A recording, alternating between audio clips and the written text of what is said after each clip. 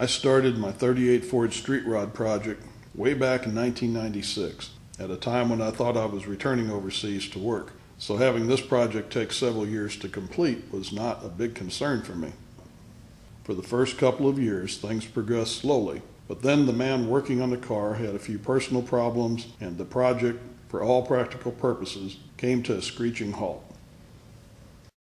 After the new firewall and the floor plate were installed, and the body was stripped to bare metal, somebody decided to use acid to kill rust on another old car before priming it, and the acid fumes went throughout the shop and rusted the hell out of my car.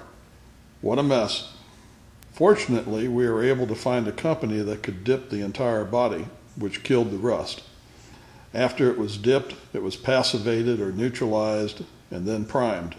There have been several times when I really wished I had never started this project. Things moved at a snail's pace until sometime around 2005. The original frame was pretty much a piece of cut-up, rusty junk.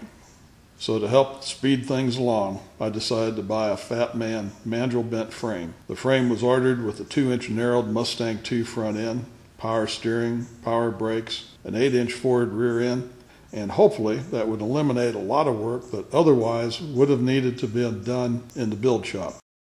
The 350 crate engine and the automatic were ordered ready to go, hoping to further instill interest in getting the project completed.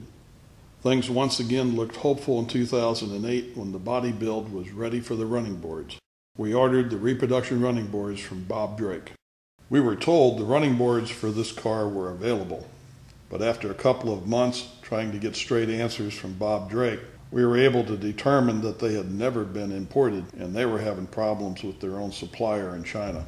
There's that China thing again. Nearly 1 year later, the running boards finally showed up, but by then, momentum on the project had died. That was December 2008. The 38 Ford originally had a 2-piece windshield. That windshield was replaced with a 1-piece curved windshield. The cowl air vent was eliminated and the dash was extended slightly further away from the firewall to make room behind the dash for the air conditioning unit. The dash was also rotated to provide a much better viewing angle for the gauges. The air conditioner we put in this car is the same size that would be used on a full-size body. It should be plenty cold. The air conditioning unit also is the heater and provides defrost for the windshield. The top of these cars were spot welded to the lower body, and the rain gutter or drip rails were spot welded between that metal sandwich.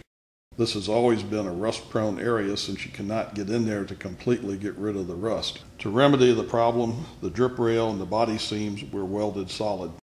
Bear claw latches, hidden hinges, and electric windows were installed in the doors. Hood alignment with the cowl was found to be a problem, and the top of the firewall was cut, the cowl jacked up, and then re-welded to correct the alignment. License plate and rear tail lights were Frenched. The trunks or rear deck lids did not open all the way on these cars. Modified hinges and air rams were installed so the lid would be full opening. All of the stainless trim strips were removed from the body and the grille, requiring over 100 holes to be welded closed. The hidden hinges changed the pivot point for the way the doors swung open, and the doors were hitting the lower rear edge of the front fenders. A little creative bodywork was done to slightly dish the fenders to obtain the necessary clearance. Finally, in the fall of 2011, the car entered the body shop and paint shop, where the first real progress in 10 years was being made. The car had been a previous 1950s hot rod project. The frame had been cut up in a few places, and the car had been involved in a rear-end accident at some point in time. The old frame, previous rear-end collision, the new firewall, and floor plate probably all contributed to the running board and rear fender alignment problem. Considerable bodywork was required to correct the alignment. You get to build one of these cars twice. First, to get everything to fit, then you take it apart and paint everything, and then you put it all back together again. The frame and rims were powder coated. Rack and pinion, the Ford rear end, springs, and other parts were painted to match. The cardboard was used to keep the sandblaster from sandblasting the center of the hood. They were afraid it might cause rippling and distortion of the metal. The hood was modified to accept a hood latch kit with a remote release cable.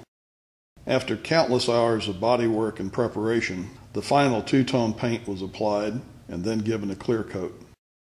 The underside of the body and inside the fenders were undercoated and the interior sprayed with dragon skin for soundproofing and insulation.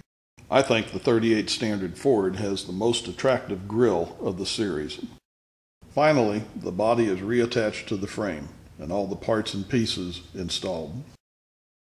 After everything is assembled and running and the car has been road tested, then it goes into the upholstery shop.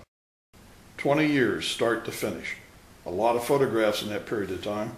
Enjoy the slideshow and the music. There's a short video at the end. And thanks for watching.